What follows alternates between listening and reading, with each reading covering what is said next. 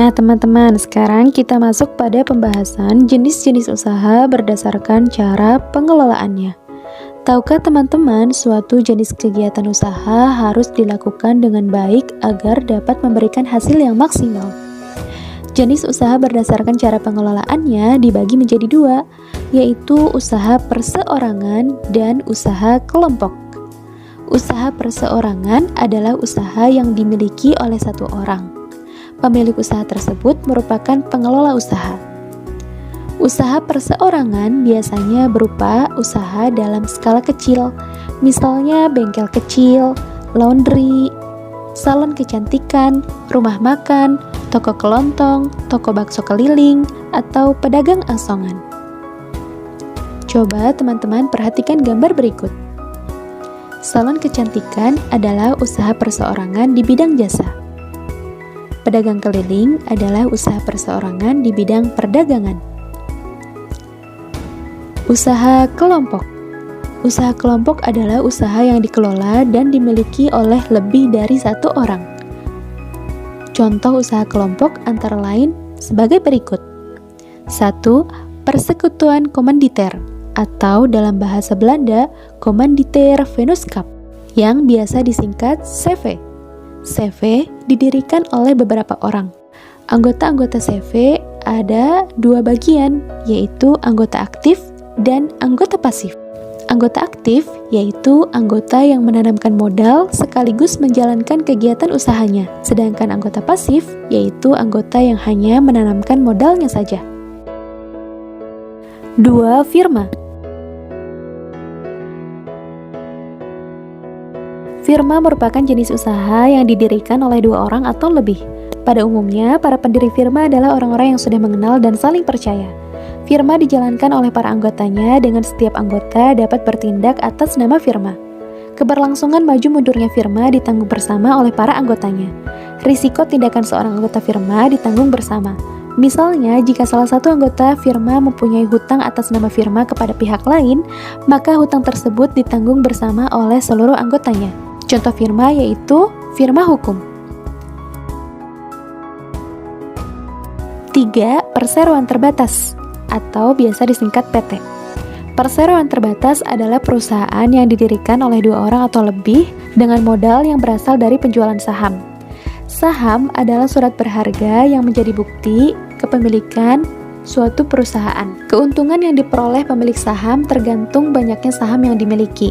Contoh PT misalnya PT Pertamina, PT PLN, PT PGN, dan masih banyak lagi.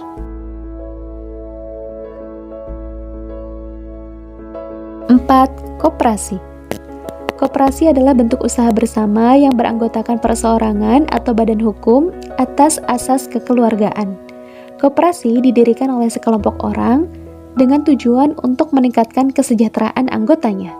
Selain itu, koperasi juga bertujuan untuk ikut membangun tatanan perekonomian nasional dalam rangka mewujudkan masyarakat yang maju, adil, dan makmur. Contoh koperasi misalnya koperasi unit desa, koperasi pegawai negeri, koperasi serba usaha, dan koperasi sekolah. Gambar yang teman-teman perhatikan merupakan koperasi sekolah yang dibentuk sekolah dengan tujuan untuk meningkatkan kesejahteraan warga sekolah, khususnya para siswa. Nah teman-teman, itulah mengenai jenis usaha ekonomi berdasarkan bidang dan cara pengelolaannya. Sekarang Bu Roro ingin mengajak teman-teman mengetahui pengaruh kegiatan ekonomi terhadap kesejahteraan masyarakat. Yuk, mari kita sama-sama menyimak pembahasan berikut ini.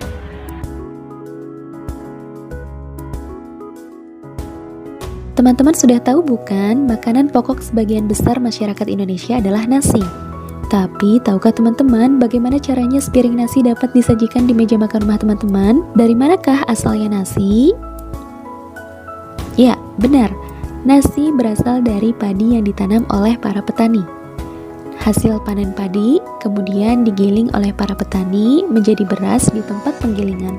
Dari tempat penggilingan, kemudian beras akan dikirim ke pasar induk. Di pasar induklah beras kemudian dibeli oleh toko, pedagang beras, ataupun oleh masyarakat lainnya. Seperti halnya ibu kita yang membeli beras dari toko beras untuk kemudian dimasak dan disajikan kepada para anggota keluarga di rumah. Proses tersebut menunjukkan contoh kegiatan ekonomi yang meliputi kegiatan produksi, distribusi, dan konsumsi. Apa itu kegiatan produksi, distribusi, dan konsumsi? Mari kita sama-sama menyimak penjelasan berikut ini. Produksi adalah kegiatan mengolah bahan mentah menjadi bahan setengah jadi atau barang jadi. Kegiatan produksi dilakukan oleh produsen. Bahan mentah adalah bahan yang berasal dari alam dan harus diolah terlebih dahulu untuk memenuhi kebutuhan. Contohnya, kapas, beras, dan kayu gelondongan. Bahan setengah jadi adalah bahan yang sudah mengalami pengolahan namun perlu diolah lebih lanjut agar dapat digunakan dan dirasakan manfaatnya demi memenuhi kebutuhan. Contohnya, benang, tepung beras, tepung terigu, dan balok kayu. Barang jadi adalah barang yang telah selesai diolah sehingga dapat langsung digunakan dan dirasakan manfaatnya. Contohnya, nasi, baju, aneka kue, dan barang-barang mebel. Distribusi adalah kegiatan menyalurkan barang dan jasa dari tempat produksi kepada orang yang memerlukan barang produksi atau konsumen. Orang yang melakukan kegiatan distribusi disebut distributor. Tahukah teman-teman, secara umum distributor dapat dikelompokkan menjadi 3 bagian, yaitu agen, pedagang besar atau grosir, dan pedagang eceran atau pengecer. Berikut penjelasannya. Agen adalah pedagang yang menyalurkan barang langsung dari produsen. Pedagang besar atau grosir adalah pedagang yang membeli barang dalam jumlah besar untuk kemudian dijual kembali kepada pedagang lain. Pedagang eceran atau pengecer adalah pedagang yang menjual barang langsung kepada konsumen.